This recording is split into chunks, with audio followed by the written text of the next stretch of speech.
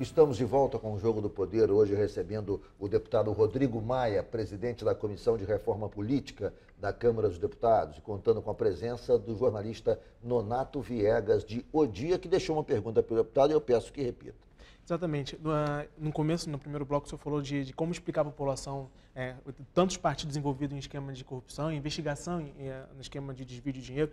E como explicar à população, então, que se permite que empresas privadas doem se não votam e que interesse ideológico as empresas podem ter? Olha, primeiro eu não disse que não quero fortalecer os partidos. Eu acho que o Distritão fortalece os partidos, sim. Vão ficar os grandes e os ideológicos. O resto vai continuar existindo. Como é que fortalece os partidos? Me explica. Doutor. Como é que fortalece?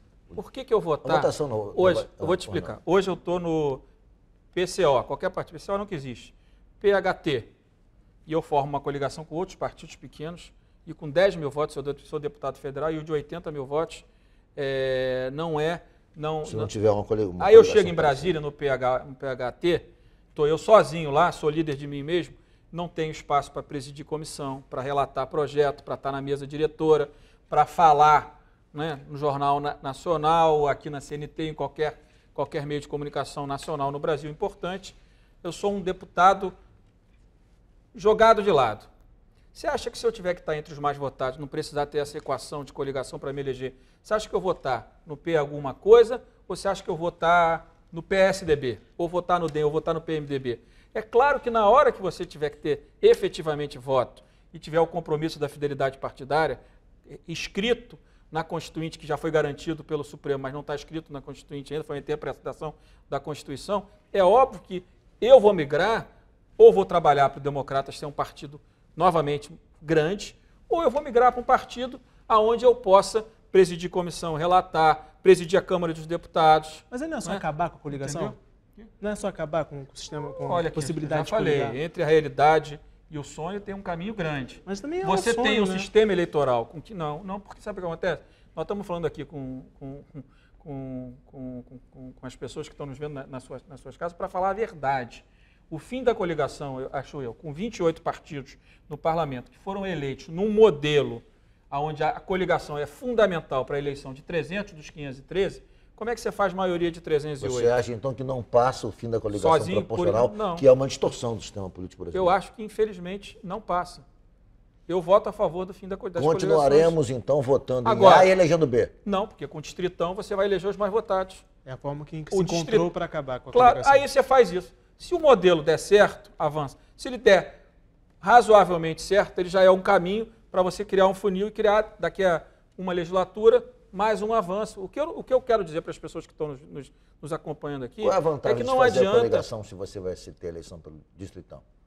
Não precisa mais coligação. Não, coligação só majoritária. Qual é a vantagem de ter coligação, então? Então por isso, que a coligação vai continuar, não tem mais sentido prático. As coligações vão acabar, por isso que eu digo, eu não vou estar no partido pequeno, eu vou estar no PSDB, no PMDB, no DEM, eu vou estar num partido que tenha representação congressual, para que eu tenha poder. Para que eu vou estar num pequeno, à margem do poder, se tanto faz eu estar no grande ou no pequeno do ponto de vista eleitoral? Essa que é a diferença. Mas aí, por isso que eu acho que vão sobrar 8 partidos no parlamento com essa lei. O senhor fala que fortalece. Fortalece no sentido de visibilidade do partido, mas não no engajamento ou na adesão de pessoas por identidade com ideologia ou ideias daquele partido, mas por se achar mais viável para vencer a eleição. Não, eu vou te dizer, porque você tem que estar entre os mais votados.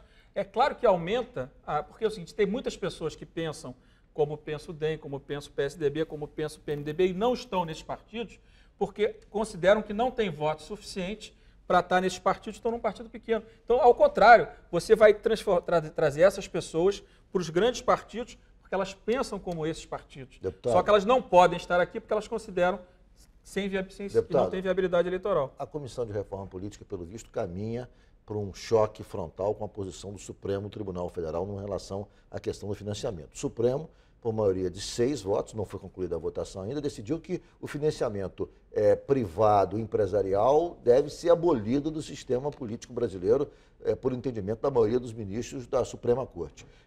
O ministro Gilmar Mendes pediu vistas do processo, está há 1 ano com o processo e sentou em cima do processo, não delibera, e é uma situação realmente esdrúxula, porque ele, de maneira pessoal, está fazendo sobrepor a vontade dele sobre a vontade da maioria, já que 6 ministros já opinaram de maneira diferente a maneira que ele interpretou no processo. Quer dizer, pelo que o senhor disse até agora, a comissão vai realmente ter uma posição que é totalmente antagônica ao entendimento do Supremo, é isso? Olha, olha como é que são as coisas. Olha como é que a esquerda é no Brasil. Está aí fazendo pressão em cima de Gilmar, e o Gilmar esperando o Congresso tomar a decisão de legislar, que é o nosso papel, não é o papel da Justiça. Vou te dar uma informação interessante. Sim. Você sabia que o Supremo está há anos para declarar inconstitucional a súmula, né, que proíbe a terceirização em atividade fim? Você sabia disso? Agora, não vejo ninguém da esquerda reclamando dos ministros do Supremo que não julgam a inconstitucionalidade ou não da súmula, né, em relação à atividade política. Isso foi tirado de pauta por conta de um pedido de vistas, igualmente? Não. Esse caso? Claro. Então, o que eu estou dizendo, as coisas, eu acho que o ministro Gilmar Mendes está tendo a coragem de deixar para aqueles que foram eleitos pela população brasileira, que decidam por emenda constitucional. Se não decidir até o meio do ano, até setembro, ele vai tomar a decisão dele, dar o voto dele. Agora, o que eu acredito é que, pelo amor de Deus, a gente ficar com um sistema, uma eleição, apenas acabar com o sistema de financiamento privado e você ficar com uma eleição que custou 380 milhões sem ter como financiar, o que vai acontecer? As pessoas de bem não vão disputar se acontecer isso.